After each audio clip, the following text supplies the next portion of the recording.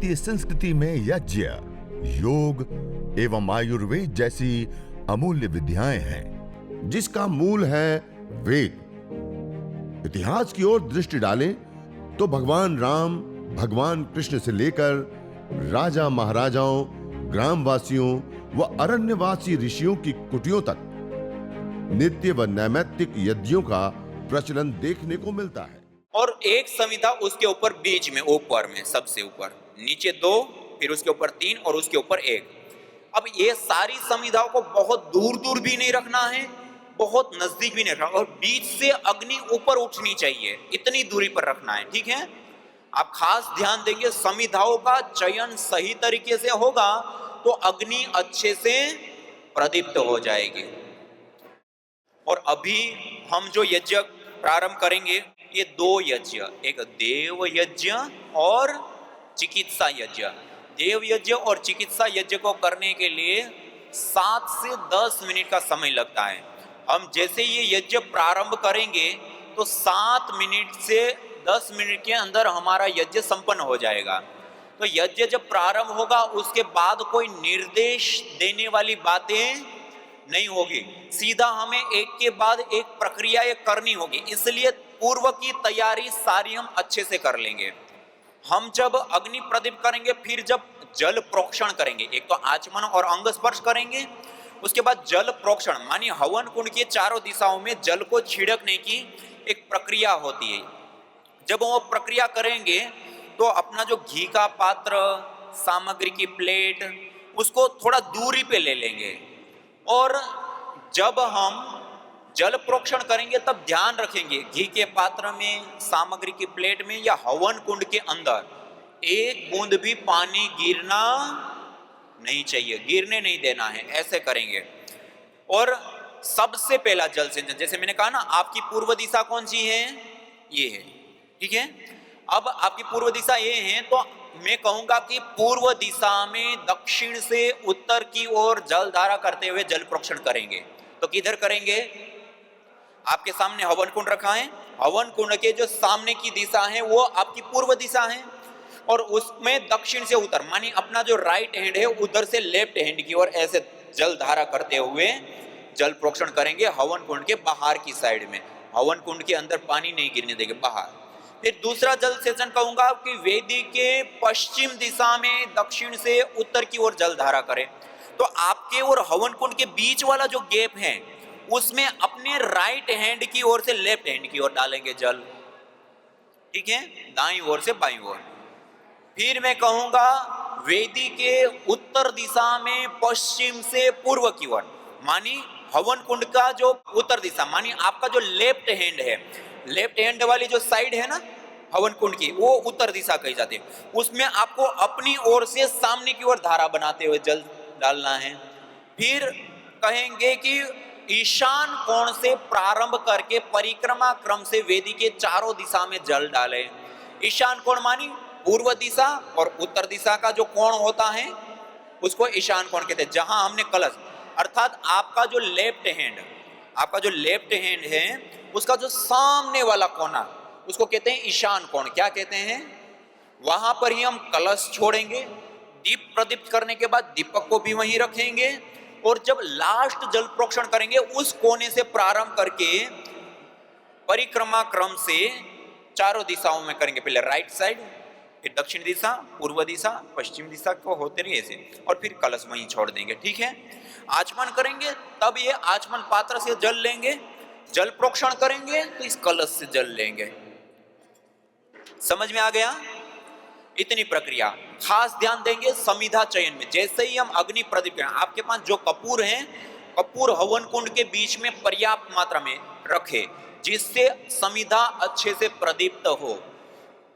एक बार अग्नि प्रदीप्त करने के बाद वो अग्नि बुझने नहीं देना है, वो अच्छे से प्रदीप्त होनी चाहिए। समिधाओं का चयन उस प्रकार से होना है। ठीक है, और फिर जल प्रोक्षण आदि करते हुए हम प्रारंभ करेंगे। आइए अब हम सब मिलकर के यज्ञ प्रारंभ करेंगे। सबसे पहले माचिस अपने हाथ में लीजिए, माचिस अपने हाथ में लीजिए, और जब हम अगले मंत्र का उच्चारण करेंगे ना, तब हम दीपक को भी प्रदीप्त करेंगे और दीपक के साथ साथ हवन कुंड के बीच में जो हमने कपूर लगाया है ना, उसको भी प्रदीप्त करेंगे। जैसे ही प्रदीप्त कर दिया, प्रदीप्त करते ही 2 समिधा तो हमने रखी है, उसके ऊपर 3 आड़ी और 1 खड़ी समिधा तुरंत लगा देंगे। ठीक है, आइए। ओम भूर्भुवः स्वाहा।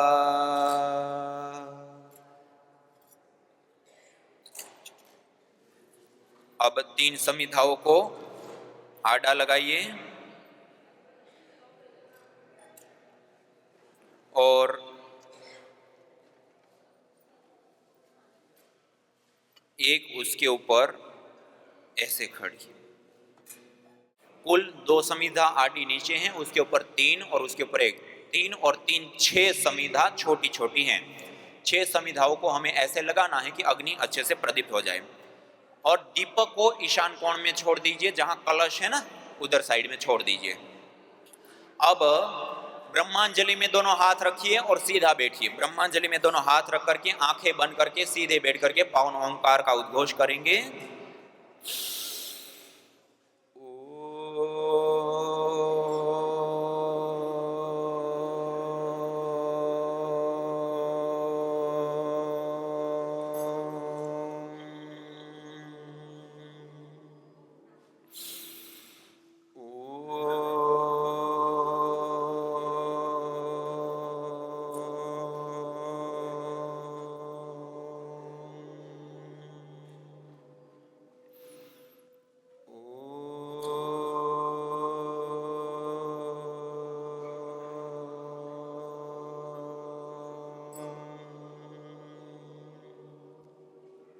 अथ आचमनम।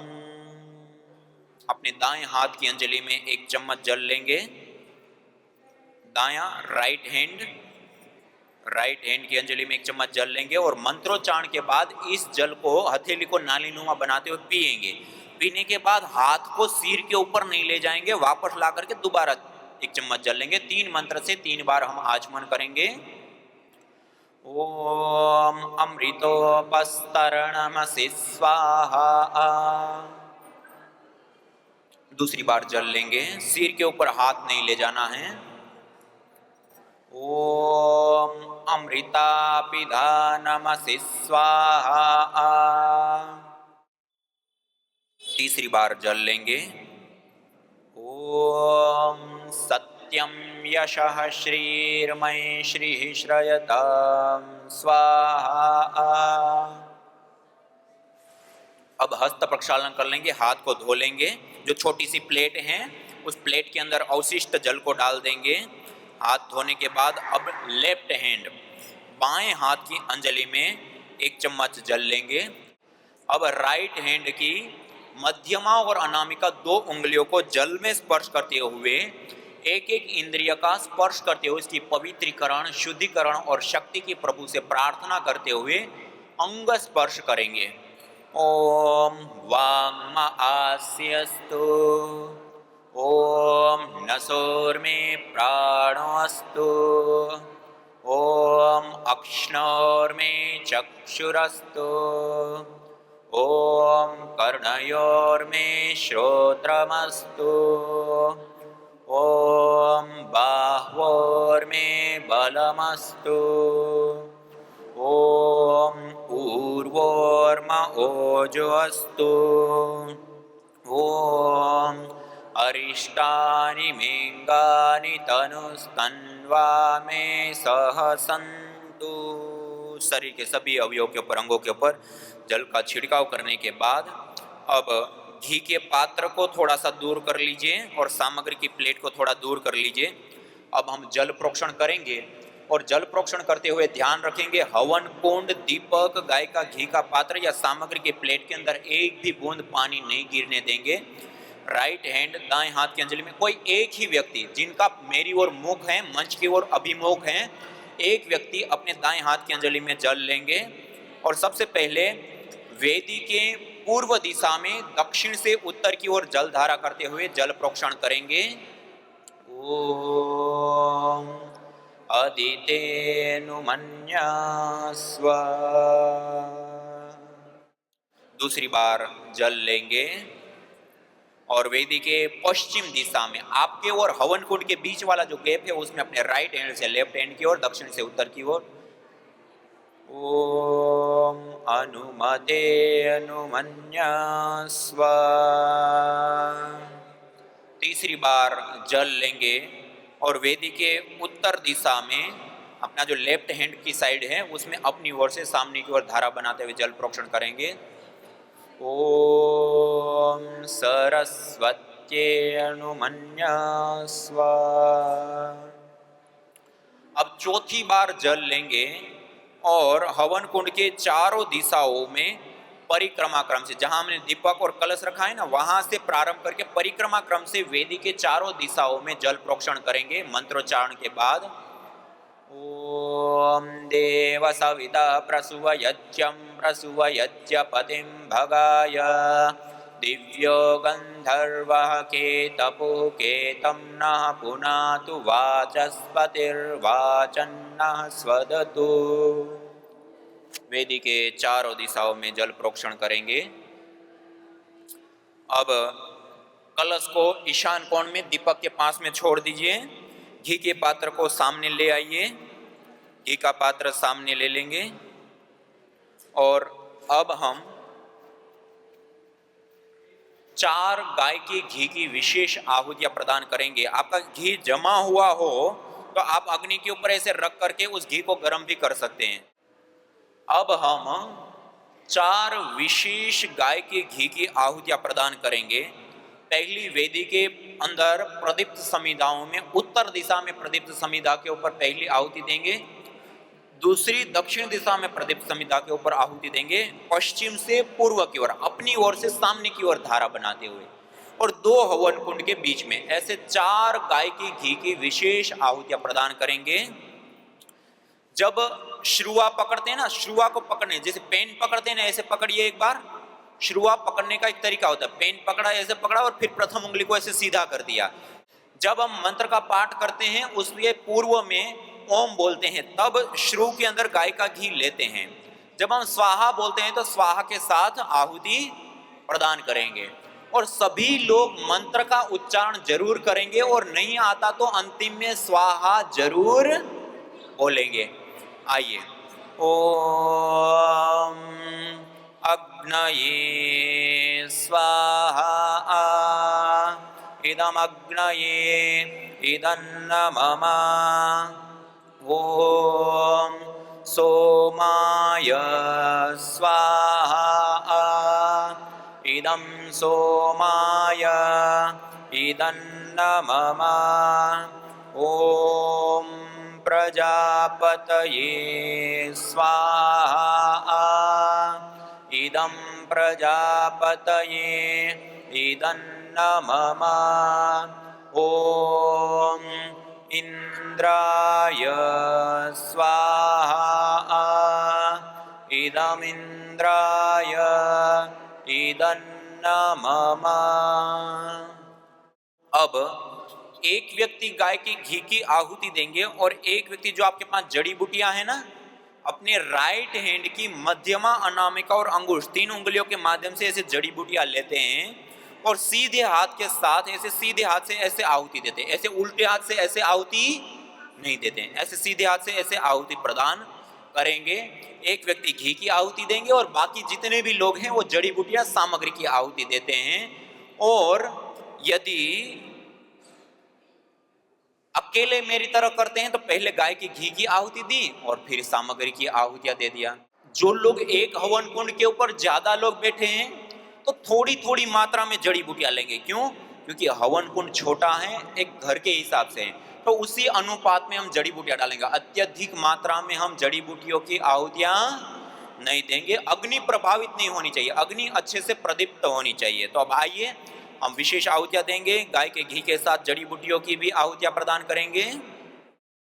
ॐ सूर्यो ज्योतिर्ज्योति सूर्य स्वाहा। ॐ सूर्यो वर्चो ज्योतिर्वर्च स्वाहा। ॐ अग्निर्ज्योतिर्ज्योतिरग्नि स्वाहा। ॐ अग्निर्वर्च ज्योतिर्वर्च स्वाहा। ॐ स्वाहा। ॐ सजुर्देवेन सवित्रा सजुरात्रिन्द्रवत्या जुषाणो अग्निर्वेतु स्वाहा। ॐ भूरग्नये प्राणाय स्वाहा।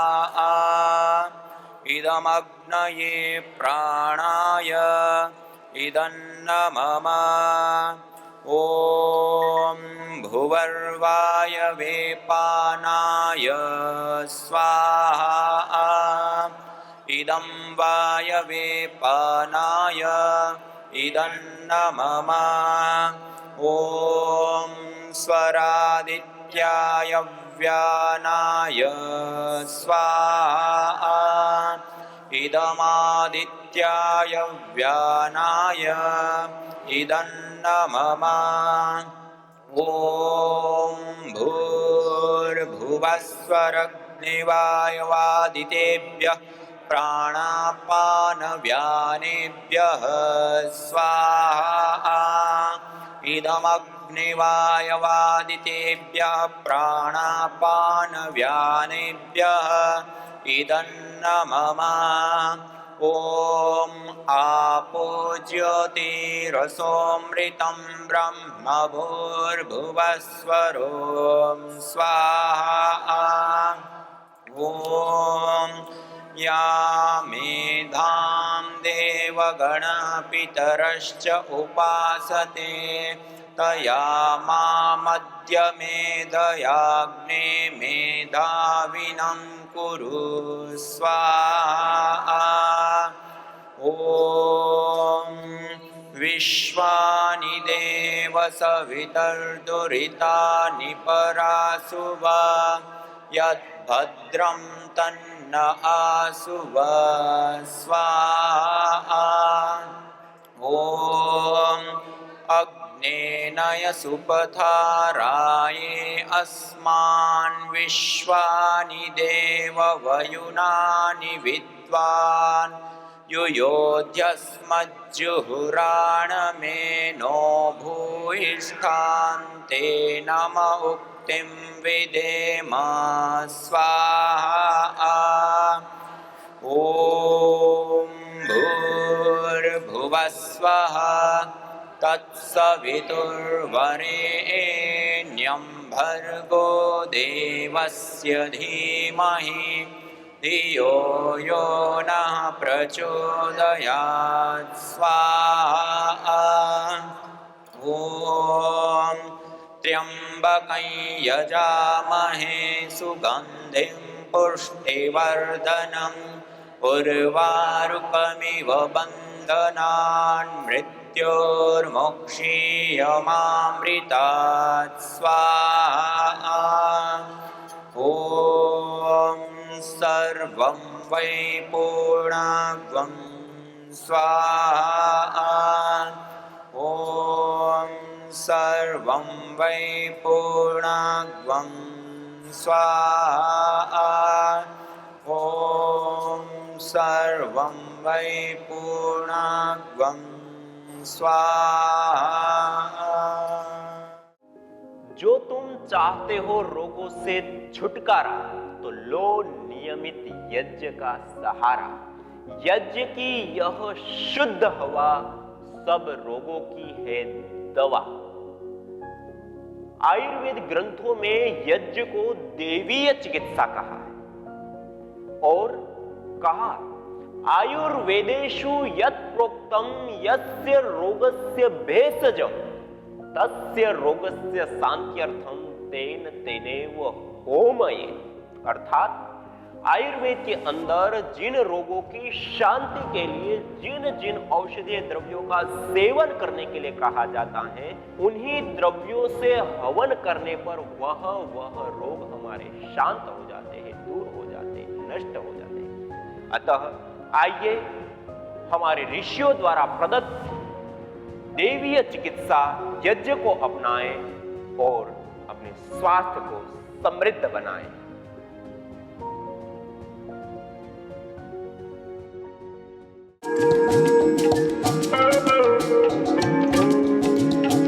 कफेष्टि हवन सामग्री जो मुलठी, सफेद वासा, बनफसा, तुलसी पंचांग, छोटी पिपली, दालचीनी, लौंग, सौंफ, तेजपत्ता, भारंगी, लिसोड़ा, धतूरा पंचांग, रुदंती फल, काली मिर्च, अकरकरा पंचांग, काकड़ा सिंगी, कमल पुष्प, छोटी कटेरी, बड़ी कटेरी, कर्पूर आदि विशेष द्रव्यों से निर्मित इस कफेष्टि हवन सामग्री से हवन करने पर उत्पन्न धूम्र के अंदर पैरामोमाइसिन, आर लिमोनिन और मेथोक्सिन सेलामेल्डिहाइड जैसे विशेष कंपोनेंट्स, मॉलिक्यूल्स, फाइटोकेमिकल्स पाए जाते हैं जो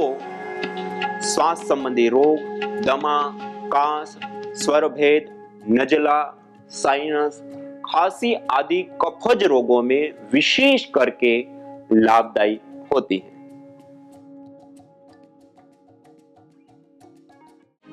यज्ञ भारतीय संस्कृति का मूल है। तो आइए हम संकल्प लें, संसार के श्रेष्ठतम कर्म यज्ञ को अपनाएं।